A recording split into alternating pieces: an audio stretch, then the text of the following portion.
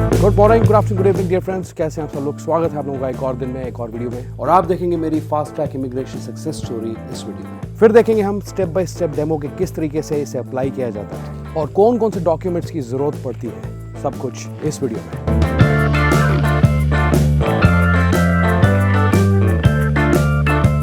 तो सबसे पहले हम फास्ट ट्रैक इमिग्रेशन इंडिया का लिंक खोलेंगे, इसका लिंक डिस्क्रिप्शन में दूंगा। लॉग इन साइन अप पे क्लिक करें। इसके बाद हम अकाउंट क्रिएट करेंगे, उसके लिए साइन अप पे क्लिक करेंगे हम। और यहाँ पे मैं ISD कोड 91 इंडिया का चूज़ करूँगा और अपना मोबाइल नंबर सबसे पहले यहाँ पे डालूंगा 10 डिजिट्स का। अब होगा क्या कि मुझे अपने मोबाइल पे OTP एक चाहिए, तो उसके लिए मैं नीचे दिए हुए गेट OTP बटन पे क्लिक करता हूँ और जैसे क्लिक करूँगा तो मेरे फ़ोन पे एक OTP मुझे मिल जाएगा, वो मैं यहाँ पे अब डाल दूँगा। ठीक है, तो ये मैं यहाँ पे डालने लगा हूँ। इसके बाद इस OTP को मैं वेरीफाई करूँगा, तो इस तरीके से मेरा मोबाइल नंबर जो है वो रजिस्टर हो जाएगा, वेरीफाई हो जाएगा। ये देखिए, ये हो गया है। अब मुझे ईमेल को वेरीफाई करना पड़ेगा, तो उसके लिए मैं एक ईमेल एड्रेस यहाँ पे अपना पर्सनल वो यहाँ डाल देता हूँ। ठीक है, ये डाला। अब गेट OTP पे आप क्लिक करेंगे दोबारा और आपकी ईमेल पे इस बार आपको OTP मिलना चाहिए। तो मैं क्लिक करता हूँ गेट OTP पे, मुझे जो OTP यहाँ पे मिल जाएगा और मिल गया है। अब मैं उसको यहाँ पे डाल रहा हूँ, वेरीफाई कर रहा हूँ, तो इस तरीके से मेरा ईमेल एड्रेस वेरीफाई हो जाएगा। फिर एक मुझे ईमेल मिलेगा अपने मेल बॉक्स में, लेकिन उससे पहले मुझे यहाँ पे एक नया पासवर्ड जनरेट करना पड़ेगा as per the norms here. इसके बाद मेरे को एक ऑटोमेटेड ईमेल मिलता है जो कि लगभग आपको 2 या 3 मिनट में मिल जाता है। ठीक है, वो मैं आपको स्क्रीन पर आगे दिखा देता हूँ। ओके पे क्लिक किए, ये देखिए ये ईमेल।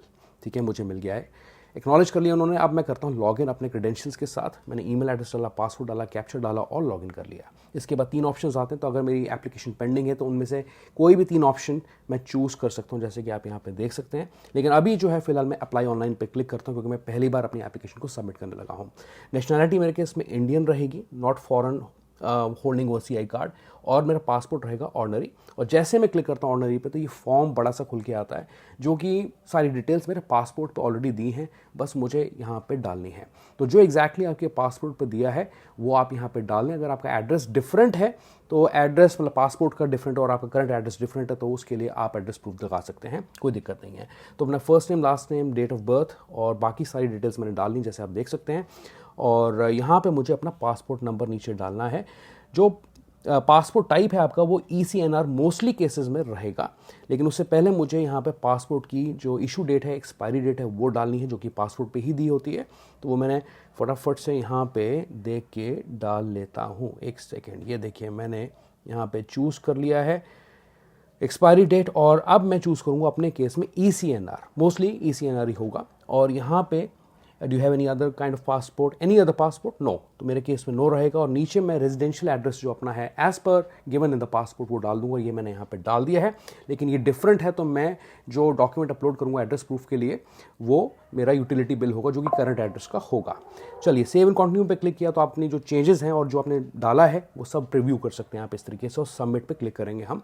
ये सबमिट मैंने क्लिक कर दिया और मुझे एक मैसेज आता है, Aadhaar card is not admissible as proof of address. तो आधार कार्ड नहीं लगाना, आपको यूटिलिटी बिल लगाना, जो कि आपका करंट एड्रेस का होना चाहिए। ओके पे क्लिक कर देता हूँ मैं फटाफट से और डॉक्यूमेंट्स अपलोड करना शुरू करता हूँ। पहले अपनी फोटो अपलोड करूँगा मैं JPEG साइज में, नॉर्मल पासपोर्ट साइज फोटोग्राफ है, इसको क्रॉप करना पड़ेगा, तो इसमें आप एडजस्ट कर सकते हैं फोटो, जैसे कि मैं आपको करके दिखा रहा हूँ। और आपका फेस पूरा हेड से लेकर चिन तक वो बिल्कुल सेंटर में आना चाहिए, फ्रेम में आना चाहिए।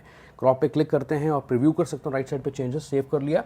और ऐसे ही मुझे पासपोर्ट का फर्स्ट पेज जो अपलोड करना है वो PDF फॉर्मेट में है, तो जो बायो पेज है वो अपलोड करेंगे PDF फॉर्मेट में। ये देखिए मैंने ये भी अपलोड कर लिया।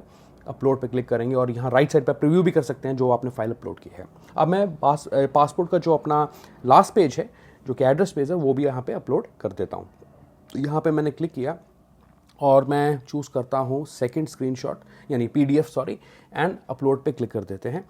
इसी तरीके से मैं अपना एड्रेस प्रूफ जो है, यूटिलिटी बिल यानी कि, वो यहाँ पे लगाना चाहता हूँ। तो मैं उस पर क्लिक करता हूँ और 2-3 महीने के बिल मैंने यहाँ पे लगा दिए हैं, अपलोड कर दिया उनको एक साथ PDF फाइल बना के। तो उसका लिंक भी डिस्क्रिप्शन में दे दूँगा, कैसे आप थर्ड पार्टी टूल्स यूज़ करके PDF जनरेट कर सकते हैं, चेंजेस कर सकते हैं। अब मेरे पास यहाँ पे ऑप्शन आता है इमिग्रेशन चेक पोस्ट। क्या मैं एयरपोर्ट पर जाके अपना बायोमेट्रिक सबमिट करना चाहता हूँ या मैं लोकल किसी रीजनल ऑफिस में जाके सबमिट करना चाहता हूँ। लेकिन मेरे केस में क्या, मेरे पास अभी फ्लाइट बुकिंग्स नहीं है, तो मैं सेकंड ऑप्शन चूज़ करूँगा, foreigners regional registration office, FRRO success. और इस पे क्या है कि मुझे ओके पे क्लिक करना है। ये मैंने ओके पे क्लिक कर दिया। अब क्या है, मुझे सेंटर चूज़ करना है जहाँ पे मैं लोकली विजिट करके अपना बायोमेट्रिक सबमिट कर सकता हूँ। तो जैसे कि बहुत सारी सिटीज़ हैं, आप देख सकते हैं, अब काफ़ी सिटी में ये फैसिलिटी अवेलेबल है, तो आप जाके किसी भी सेंटर में सबमिट कर सकते हैं। मेरे केस में दिल्ली है, तो मैं जो है दिल्ली चूज़ करता हूँ यहाँ पे और फाइनल सबमिट पे क्लिक करता हूँ। लेकिन उससे पहले मुझे यहाँ पे जो अपॉइंटमेंट है वो लेनी पड़ेगी, जिस डेट की और टाइम की, तो वो मैं यहाँ पे डाल रहा हूँ। इस वक्त आप देख सकते हैं कि 11 अक्टूबर की मैं डाल रहा हूँ और 1 से 2 बजे की मेरी अपॉइंटमेंट रहेगी और उसको सबमिट करूँगा मैं। अब बस ये इन्होंने एक्नॉलेज कर लिया है। अब मेरे पास एक ईमेल आनी चाहिए और ये मेरे पास आती है विदिन 24 आवर्स मेरे ईमेल बॉक्स के अंदर। और जहाँ पे प्रोसेस की बात आती है, तो जब आपकी रजिस्ट्रेशन कंप्लीट हो जाती है, ऑनलाइन आप रजिस्ट्रेशन कंप्लीट कर लेते हैं, तो उसके बाद क्या होता है कि आपको एक ईमेल आता है अपॉइंटमेंट का कि आपकी जो वेरिफिकेशन है वो सक्सेसफुल हो गई है। फिर आपको 2 ऑप्शंस मिलते हैं यहाँ पे। पहला ऑप्शन आपके पास ये है कि आप एयरपोर्ट जाके भी बायोमेट्रिक सबमिट कर सकते हैं अगर आपकी फ़्लाइट है, और अगर आपकी फ़्लाइट नहीं है और उससे पहले आप इसके लिए रजिस्ट्रेशन कर रहे हैं, तो किसी भी FRRO ऑफिस में विज़िट करके आप अपने बायोमेट्रिक्स वहाँ जाके सबमिट करते हैं और 2 मिनट लगते हैं।